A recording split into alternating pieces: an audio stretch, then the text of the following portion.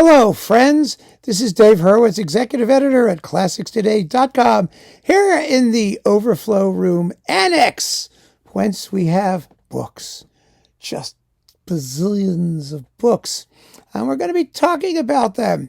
Today, we're dealing with one major set, The Oxford History of Western Music by Richard Taruskin. Here's Volume 1. Okay, what's Volume 1? The earliest notations to the 16th century. Now, Taruskin was actually a wonderful authority on early music. He played the viola da gamba, in case you didn't know it, the Aulos ensemble, I believe. And boy, did he know this stuff. And he knew Russian music. And as always with things like this, the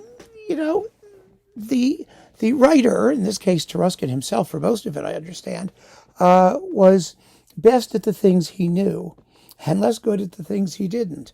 When I first got this set, I was horrified by the number of errors and misstatements in the volume on romantic music. I mean, he's talking about the New World Symphony. He gets like Dvorak's orchestration is wrong, and the examples are messed up. It was terrible. There was just page after page of mistakes, and I sent a raft of them over to the Oxford University Press. I don't know whatever happened to it. And Taruskin himself, I think, in many ways, was not the best person to write this book, to write this series. A survey like this needs to be, by nature, I think, conservative rather than revisionist, because people refer to these things just to get the facts. I mean, that's how I feel about them anyway. Opinions are nice, theories are lovely, but basically you want the facts and you want them correct. And there were so many mistakes in the romantic volume, or, comments that were questionable, that I really felt that, the rest of it had to be called into question as well. It was also suspect. Oh, if you hear that rumbling noise, I'm sorry, it's the furnace. There's nothing I can do about it. Forgive me, please. Anyway, it really is an issue with this thing, and it renders it, I think, of questionable utility. Fun to read.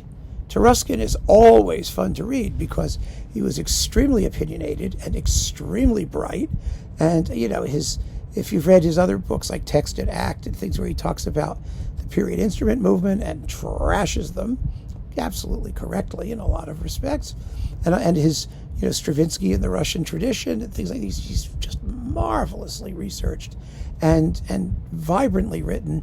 A wonderful, wonderful guy. But here, this is not his thing. So I don't recommend the Oxford History of Western Music by and large, but let's go through it anyway. I'll just tell you what's in it, and we can take it from there. We've got Volume 2, the 17th and 18th centuries. So there we go. Yes. Taruskin was an early Russian opera scholar as well. I mean, he's one of the funny things about a lot of these guys that we don't realize is that, because I was in academia, I know how this works, trust me.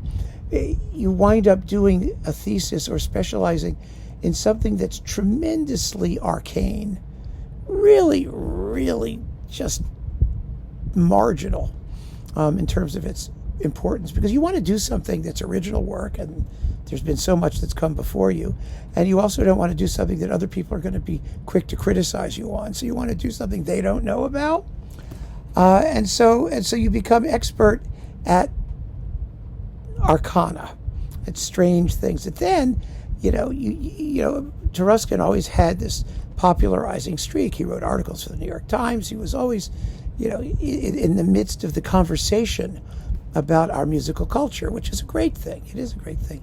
But then you're called upon to write a general history like this, where no matter how much you know, it's never going to be enough. It's never going to be enough to capture all of it. And in Volume 3, we have the 19th century, where I almost had a heart attack reading some of the things that he says in here, and just looking at the examples and seeing how incorrect it all was. Such a pity. And of course, the New York Times Book Review said, there is no parallel in musical scholarship for Taruskin's compendiousness, and almost none for the verve of his writing. Well, his writing has verve, that's for damn sure. But the compendiousness, no. No, I'm afraid not. You're better off to stick to what you know, most of the time. You always say that. I mean, it's you guys know it. When I talk about piano repertoire, when I'm reviewing piano CDs, I often talk about Jed Disler, who is a good friend and who is the piano maven and who knows so much more about piano writing and piano music than I do.